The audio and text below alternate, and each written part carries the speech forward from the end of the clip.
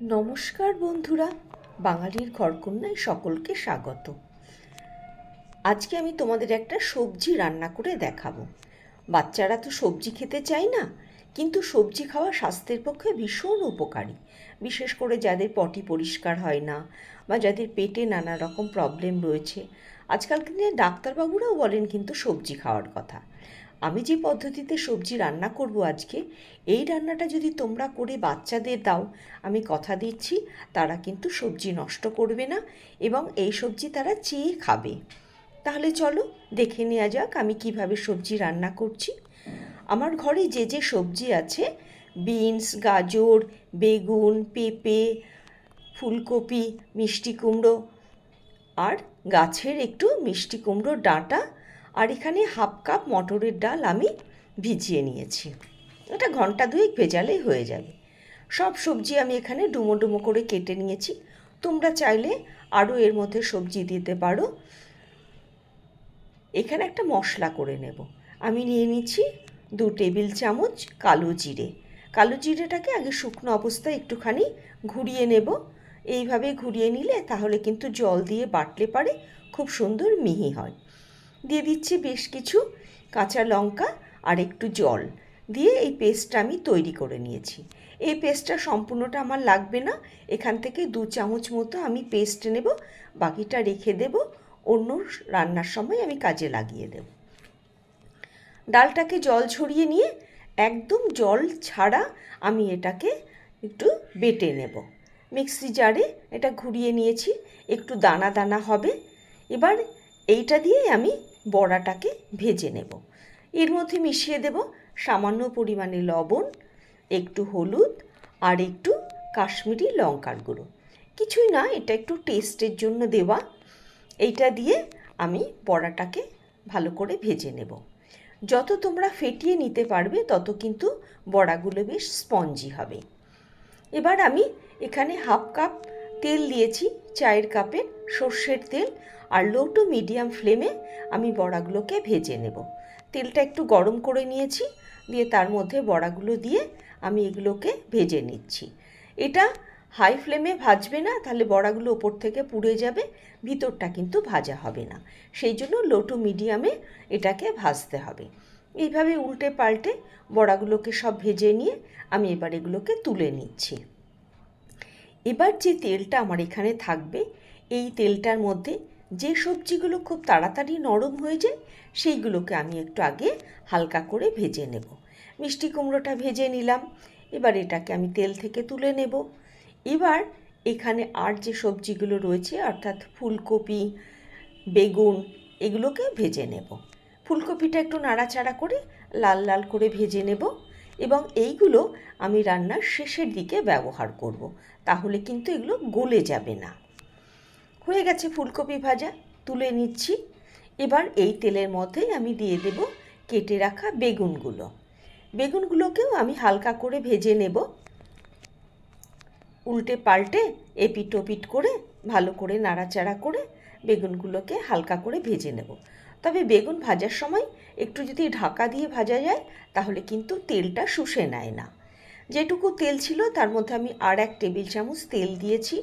এবার তেলটা গরম হলে তার মধ্যে দিয়ে দিলাম সামান্য পরিমাণে কালো জিরে আর 2টো কাঁচা লঙ্কা।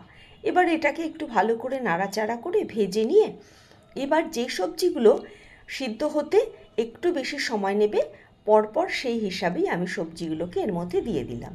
প্রথমে গাজরটাকে দিলাম, এটাকে আমি মিনিট খানিক নাড়াচাড়া করে তারপরে দিয়ে দিচ্ছি বিনসটাকেও একটু ভালো করে নাড়াচাড়া করে নেব। নিয়ে তারপরে আমি আবার অন্য সবজিগুলো এর মধ্যে দিয়ে দেব। দেখো এইভাবে বিনসগুলোকে নাড়াচাড়া করে বিনসগুলো ভাজা ভাজা হয়ে গেছে। এবার দিয়ে দিচ্ছি এর মধ্যে কেটে রাখা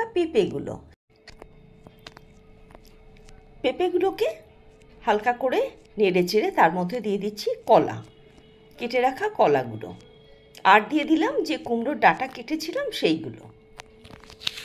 এবার এগুলো সব কিছু ভালো করে নাড়াচাড়া করে আমি এটাকে মিনিট 2-3-এর জন্য একটুখানি রান্না হতে দেব, যাতে ভালো করে সবজিগুলো একটু ভাজা ভাজা হয়ে যায়। এবার এর মধ্যে দিয়ে দিলাম পরিমাণ মতো লবণ আর পরিমাণ মতো হলুদ। হলুদটা একটু ছড়িয়ে দিলে সব সবজির সঙ্গে কিন্তু সমানভাবে মেখে যায়। এক জায়গায় দিলে সেইভাবে মাখতে চায় না, তাই একটু ছড়িয়ে দিলে পারে কিন্তু সবজির সঙ্গে ভালো করে হলুদটা মেখে যায়। এবার হয়ে গেছে, এবার ঢাকা দিয়ে দেব, দিয়ে আমি 2-3 মিনিটের জন্য এটাকে রান্না হতে দেব। 2-3 মিনিট পর ফিরে আসলাম। দেখো সবজিগুলো কি সুন্দর মজে গেছে। এবার এটাকে আরেকটুখানি নাড়াচাড়া করে ভেজে রাখা সবজিগুলো এবার আমি এর মধ্যে মিশিয়ে দেব।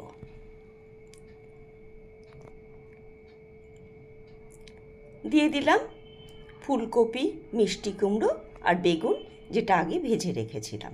এবার সব কিছু একসঙ্গে ভালো করে মিশিয়ে একটু নাড়াচাড়া করে নেব। হয়ে গেছে, এবার এর মধ্যে দিয়ে দেব পরিমাণ মতো জল। জলটা তোমরা তোমাদের কতটা ঝোল রাখবে বা সবজির পরিমাণটা কত, সেই হিসাবে কিন্তু তোমরা এখানে জলটাকে ব্যবহার করবে। জলটা দিয়ে আবার একটু ভালো করে সবজির সঙ্গে মিশিয়ে নিলাম।